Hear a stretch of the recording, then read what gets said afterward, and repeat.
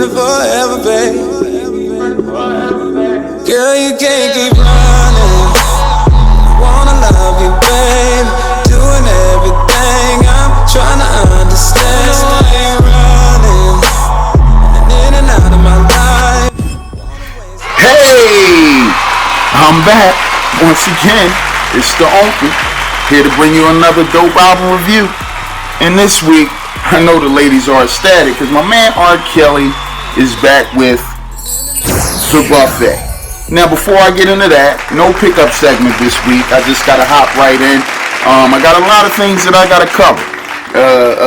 I gotta do a review for the new August Alsina album. So stay tuned for that. But before I even get into that, I gotta talk about this ball that I did on my pickup segment a few reviews ago. And this guy out of Buffalo, New York, his name is Son of Tony, okay? And this album that I did in my pickup segment, it's called The Son and His Father Tape.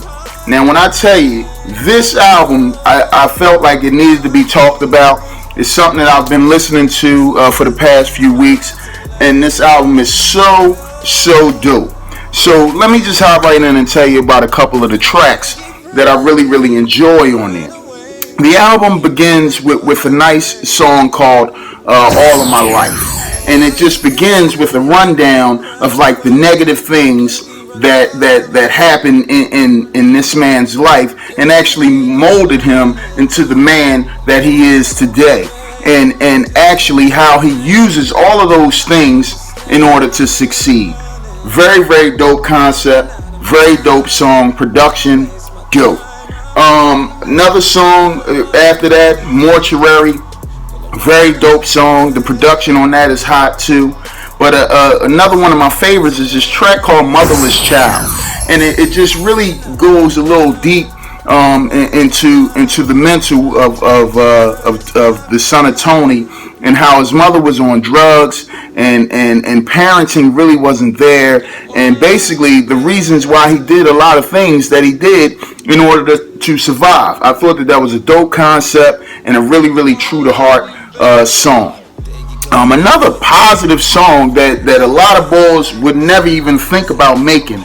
It's called Make War or Make Babies. And I really think that this song is dope because it talks about his woman getting pregnant and how he's actually looking forward to becoming a father. And a lot of dudes, you know, out here ripping and running, if they feel that way, they're not going to tell you that because they think that it makes them soft.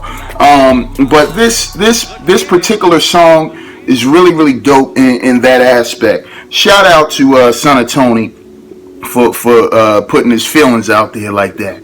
And one of my favorite songs, you guys probably seen it, heard it in the background of a few of my videos, and it's this song called I'm Sitting, and the chorus is just so dope. I'm sitting in my car waiting for you. Yo, that joint right there, dope. It got a nice little concept. The production is so smooth. It's like a Bonnie and Clyde song, but it's just the metaphor and the way that he twists the concept of the song. It's about him in his car, and it's just dope. Another one of my favorites is Heavy Equipment. He uses like these in the first verse, these football metaphors, basically to describe how it's going to go down with the heavy equipment, and in the second verse he uses these transformer metaphors. So just so dope. And I'm gonna touch on this last song, and I'm gonna move on.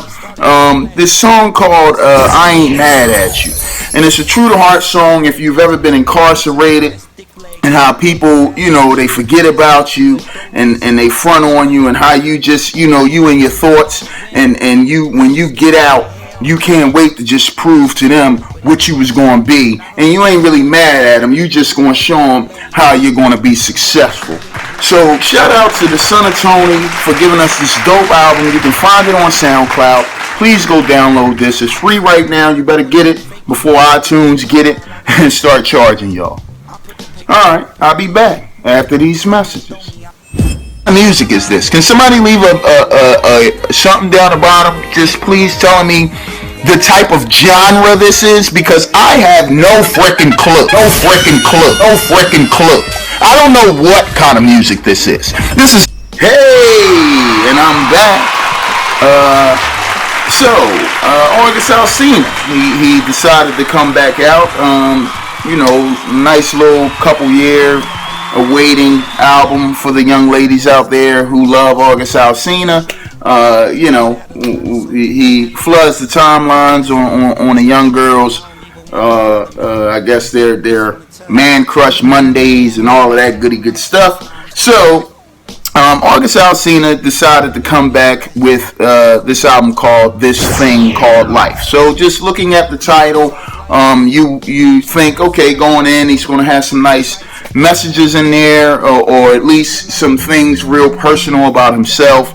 And so let's just hop right in. It has an intro, where he's talking about a few different things in regards to life and certain things, current events and stuff like that, that is going on. And then he goes into this song called Job. Now, when I see Anthony Hamilton on something, you definitely have to listen to Anthony Hamilton. That's like a bridge in the gap, So this song has Anthony Hamilton and Jadakiss, and it's a nice beginning to the album, and it just basically talks about doing what you have to do, staying on your job in order to be successful. And Jadakiss, nice bars, So it was a nice beginning to the album.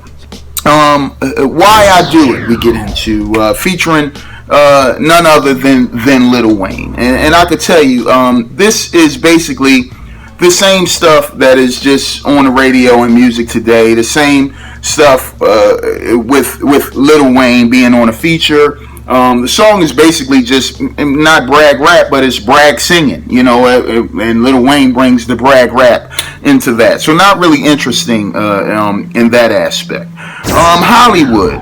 It basically talks about, being at the bottom, working hard towards your goals so you can reach to the top. And to me, in my opinion, I just think August Alsina, he just sounds too much like Chris Brown. And I like Chris Brown, but I'm not a huge fan of Chris Brown. And we really don't need another Chris Brown. These guys just need to know how to be original. And hip hop. When I saw that, I'm like, well, why is an R&B dude singing about, making a song called hip hop? And really, the chorus, when they put this sample in, it does not fit the concept of the song unless I'm missing something. And I've been wrong in the past, but this, to me, it just does not fit. It's because, the song really talks about making things, better in life, in his life. And the song, the little hip hop sample, you could have did without. You could have called the song, I don't know, something else. And then we get into a song called Change. For me, his melody was kind of offbeat, so I can tell you where this probably is going to go. Skippies, okay. And then we get into a really, really nice song called Dreamer. And it actually has a few different stories.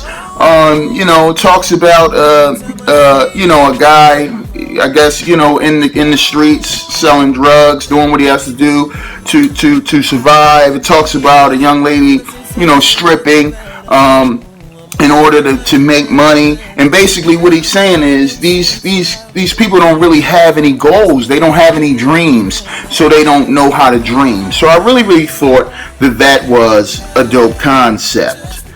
And then you have this song featuring Chris Brown called Been Around the World. And it just sounds like two Chris Browns singing together. So unfortunately, that had to get a Skippies. I don't know what else I could say. first time, once again, this should have been on Chris Brown's album. I do, I like the sample, but, in my opinion, it's too much of Chris Brown. And I don't really particularly like August Alsina's voice. Look how far I've come. That does get a little personal, about the pain that he goes through, he has a lot of adversity in his life and still making it to this point in his career. So to me, nothing really kind of stands out about this album from August Alsina. And I'm going to rate this album, I rate 1 to 5. And, just in my opinion, this album, the production kind of lacks. A lot of the stuff sounds the same. It has the same melodies. So this album actually gets a 2 on a scale from 1 to 5. I'll be back with R. Kelly.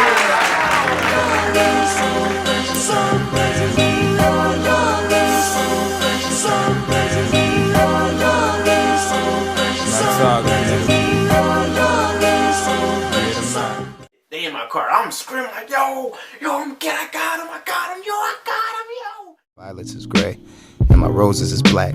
Fuck the pharaohs and the Pharisees, Moses is back. I don't need to see a sphinx to know they noses was black. I don't know 110. Yes, sir. I'm back once again. And like I told y'all earlier in the review, it wouldn't be right if I didn't discuss the buffet by R. Kelly, okay? R. Kelly is supposed to be a guy that's paved the way for a lot of these guys that's out right now. Your Raheem DeVaughns, your Chris Browns, your August Alsinas, even though it doesn't sound like it. But, R. Kelly is vintage. He goes back a long time. He's responsible for a lot of people's careers and a lot of hits. You can Google them and they'll just all pop up. But, we get into this buffet. And last week I had, Jeremiah and Babyface just, with some horrible pieces of work. So could R. Kelly bring up the rear at the end of the year? So we hop right into Poetic Sex. And it's basically, R. Kelly rapping. He tries to fool us into thinking that this is a poem. But he's, a singing poem, but it's not. It's rapping, and it sounds just like all of the other, futuristic sounding songs that are out today. And then, quite honestly, the first, 5 songs are all, I guess if you want to call them trap soul or, not, in my opinion, R. Kelly, a vintage R. Kelly sounding songs. We got Ty Dolla $ign on a track. We got Juicy J on a track. We got Lil Wayne on a track. So all of these features kind of take away from the R&B aspect of the album. And it doesn't really get good until we hit track number 6 with the Wanna Be There. It's basically R. Kelly showing support to his woman after he's done her wrong, and he's now trying to be there to support her. We get into All My Fault, which is like a Steppers song, but I could tell you the concept of the song does not fit the actual, the beat and the Steppers tempo. It's basically R. Kelly saying, he's messed up in a relationship, things are his fault, but he wants us to dance while he's trying to do that. Wake Up Everybody. Once again, that has another Chicago, stepping groove, and it does not fit the concept. He's talking about waking up the neighbors when he makes love, and I think that should be a slow song. And then we go into Get Out of Here With Me. Now, this is a vintage R. Kelly song. I must say that. It's basically him, talking to a chick that he meets in a club or whatever, or bar scene or whatever, and he's like, listen, come on, get out of here with me. We're going to go back to my crib so we could be alone. Shout out to R. Kelly for that. And then we go into... what else did he have? He had... Oh, I'm sorry, Backyard Party, which is another party track. I tried. That's another grown-up song. And it's basically talking about trying to make things work, after putting a strain on a relationship. And then we get into keep searching. Keep searching. When that comes on, I could tell you, that this is vintage R. Kelly. It's basically telling a woman he'll do whatever he needs to do in order to please her, and if she keeps searching, she's going to find him. And then we get into Barely Breathing on the back end. Another throwback song. I really enjoy this song. It is R. Kelly at his finest. And then we get into Suffering, which is one of my favorite songs. He's talking about, basically we see the material things that he has. We see the successes that he has, and when we really look deep inside, he's lost love and he's suffering because of that. So once again, it doesn't really get good to me until the back end of the album. And so I'm going to rate this and I'm going to be done. I'm going to rate it 1 to 5. And just because of that first part of the album, R. Kelly, I will say it's a little disappointing to hear you coming back like this, trying to sound like everybody else. So I have to give this on a scale from 1 to 5. It gets a 2. Peace. I'm out of here.